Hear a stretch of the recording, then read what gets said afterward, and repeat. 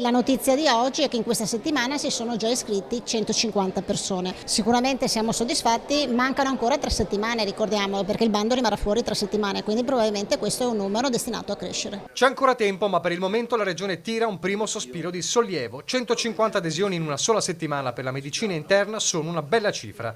Tanti giovani specializzanti che hanno risposto all'appello della Regione per riempire le corsie venete anche in vista del picco influenzale atteso per i prossimi mesi.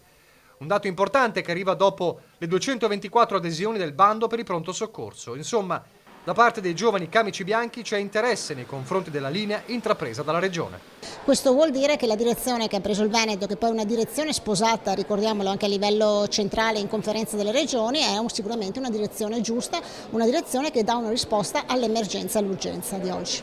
E in queste ore è partito anche il lavoro dell'osservatorio regionale specifico dove, con università e ordine dei medici, si affronterà l'aspetto dell'inserimento degli specializzandi al quarto e quinto anno. Una sanità veneta è una sanità che non si ferma, che continua a investire.